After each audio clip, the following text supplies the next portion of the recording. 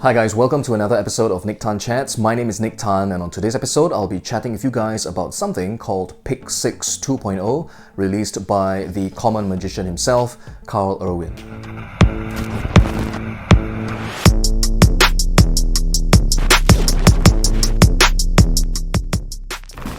So hi again guys, welcome back to the channel. Thanks for showing up, thanks for tuning in, and thanks for spending some time with me today. So on today's episode, I'll be chatting with you guys about something called Pick 6 2.0. Okay, and as the name suggests, 2.0, that means that there was an original version, just simply called Pick 6, okay, that I've also previously reviewed on my channel, I believe 3 years ago at this point. So if you're interested to have a look at that episode as well, just to kind of compare and contrast the differences, do check out that video on my channel as well. So I'm sure many of you, if not all of you, will know the name Irwin, alright? Especially if you hang out on YouTube and watch, magic-related content. Carl has an amazing YouTube channel called The Common Magician, and every time I tune in, I always, learn something new, and I really enjoy listening to his discussions on magic. So if you haven't done so already, please head on over to The Common Magician and subscribe to his channel. I've done a couple of review episodes for Carl on my channel. One is the original Pick 6 effect, and then there was another called Any, which is his discussion on the any card at any number effect. And then most recently there was also a book called Random, okay, where he discusses his thoughts and his ideas on memorized decks and stacked deck work as well. So let's talk about Pick 6 2.0. So what is the effect? Well, this is a lottery prediction, okay, where you get members of the audience to just give you some numbers, and then through a little process, you're able to produce a lottery ticket, okay, from your wallet perhaps, and it's a printed lottery ticket. It can be a real one as well, and you will show that you have predicted the numbers that have been generated by your audience. And of course, the ultimate dream versions out there, would require quite, a heavy investment, I think, right? But this kind of an approach, that Carl has, what he's done with the whole Pick 6 family of ideas, is something that is really, really accessible, to the everyday performer. And I think this makes for a really, really good EDC kind of an effect. So let's talk about what the effect looks like to your audience, right? So you bring out your wallet, and from within it you bring out a small piece of paper, and you tell them that this will be important in just a moment.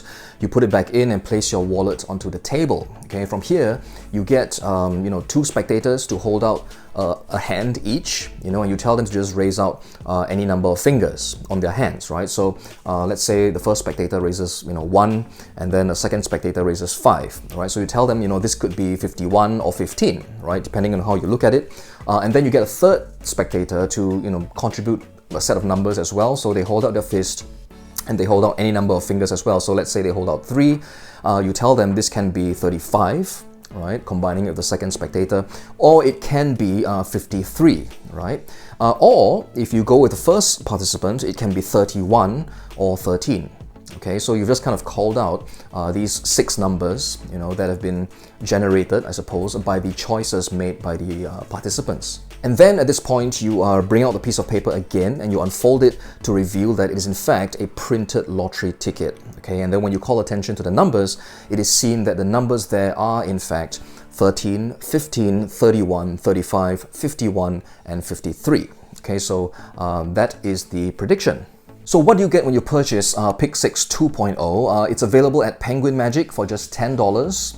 Okay, as with most of Carl's stuff, to me, I believe it is just underpriced. Okay, it's just $10. And when you buy the product, it comes to you with a PDF, first of all, with the images, okay, of the gimmicks, okay, shall we call it that you will require to perform the Pick 6 2.0 effect. You will also get an editable file, okay, in which you can kind of do some changes, and customize the tickets themselves, the lottery tickets, whatever you get, so that it can kind of suit your preferences perhaps a little better.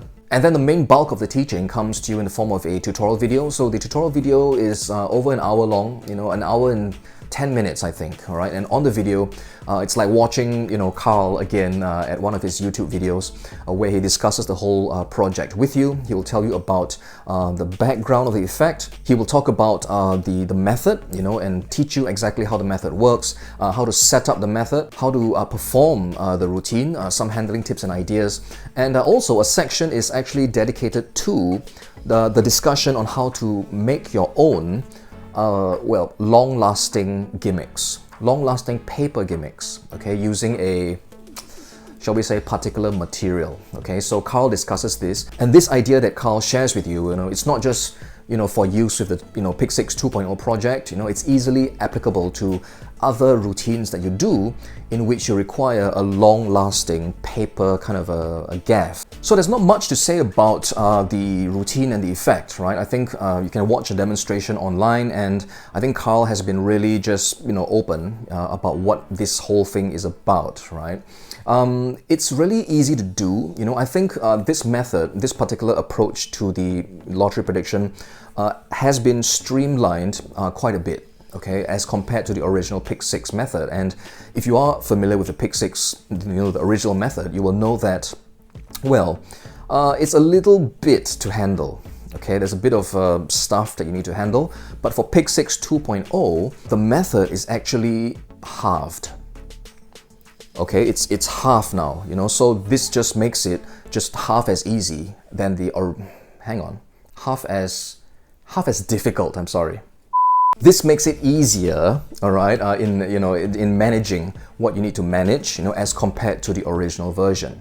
Now, I liked the original, because I think having that amount of method, okay, shall we put it that way, allows for a really deceptive kind of effect, because when spectators, if and when they do try to kind of reverse engineer the whole thing, they will realize that, there is quite a bit going on, and there are in fact quite a number of possible outcomes. So me enjoying this kind of a method, I like having, well, a lot of them, okay, because I think that gives me a wider scope in terms of the deceptiveness of the method.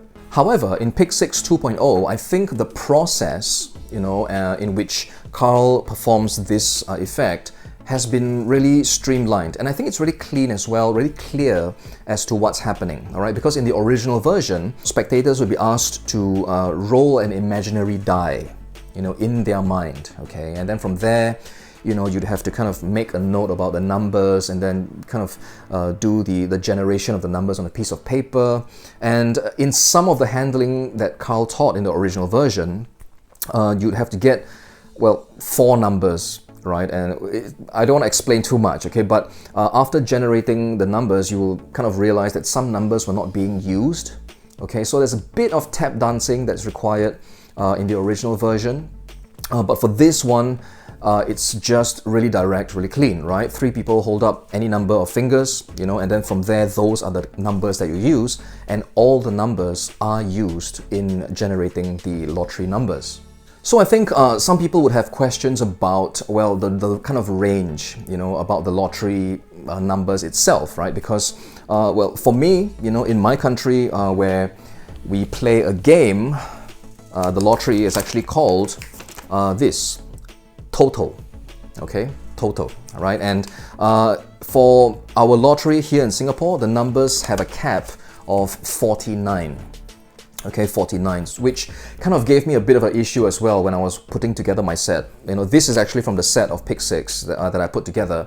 I made a lot of changes, well, maybe not a lot, but a couple of changes, because I needed to kind of accommodate, the cap of 49, right? And so using Carl's kind of basic strategy, I had to make some adjustments, and for some of the, shall we say, options, okay, I had to apply a very specialized, unique set of strategies for those particular outcomes, okay? And well, it kind of made sense to me at that point when I was putting it together, but I realized, that if I didn't perform this effect regularly, and if these particular outcomes, the really tap dancey ones, don't come up that often, I would really quite quickly forget how to handle these situations if they do come up.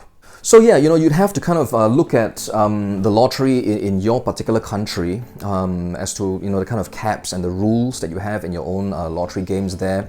For me, in Singapore, the cap of 49, the new Pick 6 method, Pick 6 2.0, is really easy to kind of adapt. Okay, because I've taken strategies that Carl discusses in his handling for it in using the Powerball presentation, where there's a Powerball as well with a lower cap. He's kind of discussed that as well. So I've kind of applied that thinking, and I've come up with my own set of numbers, that I can use for Pick 6 2.0 as applied to my country with a cap of 49. Okay, so this is all only if you want to use real lottery tickets. Okay, and me being me, just kind of stubborn, I suppose, I just wanted it to be real tickets. You could, just use the tickets that Carl provides you, okay, in this set. Okay, because they look really good, they look legit, okay, and if you call it a lottery game from overseas, I suppose, if you're not in the States, if you're from overseas, this is a lottery ticket from somewhere a long time ago, and you perform it like that. And if you're not particular about it being like a real ticket or it being like a local kind of a ticket, then you can just use whatever Carl provides you, and you'd be able to just get off and running like almost immediately. And of course, due to the nature of this method, there will be some, shall we say, organization that you need to kind of figure out for yourself, as to how to carry this effect with you. Okay, so Carl also discusses some options for you and with you using the wallet. There's a non-wallet version as well, but there are many options out there, right? Pockets, your whole body, perhaps. If you'd like to go, well, there is an effect that I do where I have a pad, okay, a notepad, and I've kind of organized my things there. Okay, so it's for a different effect, but yeah. So there are many different options, and for this effect, it's really not that much, okay, to organize and distribute. Okay, again, it's just half of what you would have to do for the original Pick 6. So the method here is really, really streamlined. But all in, I think this is a great EDC piece, to have with you, especially if you enjoy these kinds of lottery things, right? And I can tell you, right, just being, a professional performer, lottery stuff always gets people kind of interested, Well, first of all, they know you're a mind reader, you're a mentalist, in my case at least. They always talk about the lottery, and I think this is a great way to just just perform something that is just so relevant to whatever it is that they are thinking. It's quite easy to prepare, easy to do, easy to use as well, resets quite easily as well, so I think, this makes for a really great piece to just carry around with you. And even if you're not a professional performer, performing it on stage even, with the right kind of staging, if you're just, like the common magician, right, the everyday magician, I think this is a great piece to add to your repertoire. So that's all I have to say about Pick 6 2.0. If there are any more questions, if I've missed anything out, you can drop your questions in the comment section down below, and I'll try to get to them whenever I can. But for now, I'd like to thank Carl for really kindly sharing this with me so I can discuss it with you and chat about it on this show. Okay, if you'd like to check out Pick 6 2.0 for yourselves, do visit the link. It's available at Penguin Magic in the link in the description box down below. But for now, guys, that's all for today's episode. I do hope you enjoyed it and got something out of it as well. Till the next one, do stay safe, take care of yourselves, have fun with your magic and your mentalism, and I'll see you on the next one.